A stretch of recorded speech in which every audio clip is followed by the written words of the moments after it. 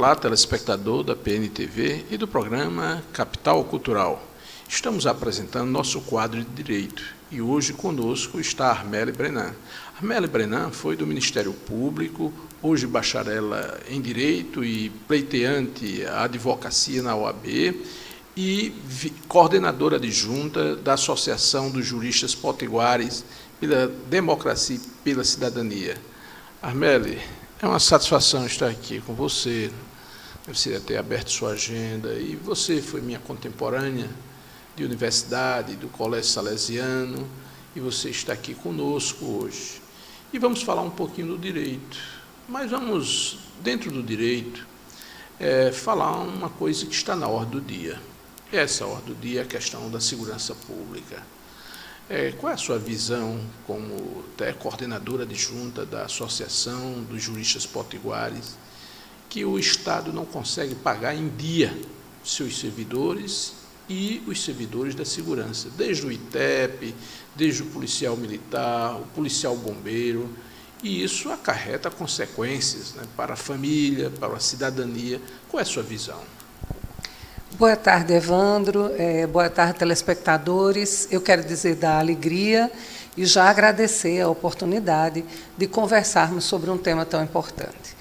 Nós, da associação, nos preocupamos bastante com o quadro atual que vive o Rio Grande do Norte, no que diz respeito ao atraso de salários, mas, sobretudo, a situação que vivencia o Estado no que diz respeito às políticas públicas básicas e fundamentais. Para falar de segurança pública, nós precisamos pensar segurança pública como um conjunto de ações, não somente a ação repressiva, a ação que é feita com o policial na rua, a ação de vigilância, mas um conjunto de ações que envolve saúde, educação, que envolve o bem-estar da sociedade como um todo. Então, para o nosso telespectador, segurança para a população, para a sociedade é um direito. É um direito fundamental. Segurança é um direito fundamental e nós precisamos, principalmente, compreendermos que segurança envolve um amplo aspecto da violência, a compreensão do que é a violência. Toda forma de violação a um direito fundamental é uma violência e, como tal, vai interferir no quadro de segurança pública. Como é que eu posso explicar isso para o telespectador? Ora, na hora que o acesso à educação é negado, a educação de qualidade, eu estou violando um direito fundamental. Na hora que eu violo um direito fundamental, eu coloco esse cidadão numa situação de risco. E essa situação de risco tem desdobramentos no conjunto da sociedade. A segurança pública também é um direito fundamental, mas ela deve ser pensada em rede, em integração num conjunto de ações que é responsabilidade do Estado e do governo executar para garantir bem-estar social. Nós estamos num momento, né, que a segurança, né, simplesmente, do ponto de vista, dizer, olha, vamos reprimir aquele que retira um bujão de gás, aquele que faz um pequeno furto. Mas, pelo contrário, agora nós temos uma sociedade que o crime organizado está presente, com drogas ilícitas, com a série de ações que é planejada, como os pequenos sequestros, como destroçar os bancos, principalmente no interior, que chega quase que uma face do antigo, não é coronelismo, do antigo, a tomada do poder, né, para violar um banco, aterrorizando, né, ou seja, uma espécie de cangaço novo. Só que o cangaço tinha outras razões sociais, mas as ações pode-se colocar assemelhada. Então, o crime, né, que está infelicitando a população, que está infelicitando a nossa sociedade, mudando a rotina, mudando o costume da população. Então, esse tipo, né, de crime que a segurança pública deve dar direito, como você já colocou aqui, para o cidadão ter sua vida cotidiana com um transcurso na normalidade. Então, eu gostaria que você colocasse esse tipo de mudança que nós estamos presenciando e o direito de segurança pública para a cidadania. Veja bem, nós precisamos pensar o Rio Grande do Norte no cenário nacional. O quadro de violência no Brasil, ele se agrava. E no nosso estado, as estatísticas mostram, as instituições que trabalham com a pesquisa voltada para a violência e a criminalidade demonstram que no nosso estado esses índices se elevaram de forma preocupante. Hoje a gente aparece como um dos estados mais violentos do país. Isso não é por acaso. E não é simplesmente avaliar que o que leva esse índice de criminalidade para cima é só o assalto, é apenas o latrocínio. Não, a gente avalia aí e verifica pelas estatísticas que nós temos homicídios pelas mais diversas razões, feminicídio, estupro, assalto também, latrocínio também, mas nós precisamos enxergar aí que a ação repressiva meramente não vai garantir segurança. E nós vemos a situação atual com um quadro de servidores públicos com todos os salários atrasados, com falta de condições de trabalho, seja na Polícia Militar, na Polícia Civil, na educação, na saúde, tanto que a questão que se volta para a paralisação das polícias também acontece com os outros segmentos das políticas básicas. Também estamos assistindo isso com a educação, com saúde, com habitação. Muito bem, Armelle.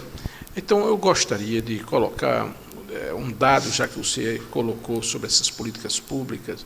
Por exemplo, os homicídios. O Rio Grande do Norte teve já, em 2017, mais de 2.000 homicídios. Imagine isso em processos, em julgamentos. Muitos desses crimes não vão ser solucionados do ponto de vista da justiça, né? Mas gostaria de colocar um dado que a maioria desses homicídios ocorre contra os jovens, e os jovens das periferias, e mais ainda dos jovens das periferias e negro. O que é que você me diz? Evidentemente, a gente sabe disso, que a população pobre é aquela que mais sofre quando o Estado não cumpre o seu papel. Porque aquele cidadão que pode pagar pelo seu plano de saúde não sofre tanto com a ausência da política pública de saúde. A mesma coisa no que diz respeito à segurança privada.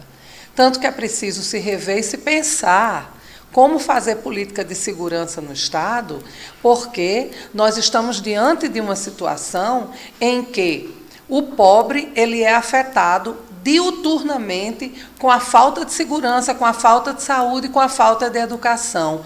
Mais uma vez, a escolha que os nossos governantes têm feito é pelo capital, é por privilegiar o privado, inclusive sem pensar em resolver uma questão grave, que é a promiscuidade que existe entre o público e o privado, na medida que não se oferece condições adequadas para o profissional de segurança pública trabalhar bem remunerado e com condições de trabalho. Então, tudo isso precisa, Evandro, ser pensado e ser revisto. Não é à toa que o Rio Grande do Norte desponta como um dos estados mais violentos, e isso não aconteceu agora nos últimos dias, nos últimos meses.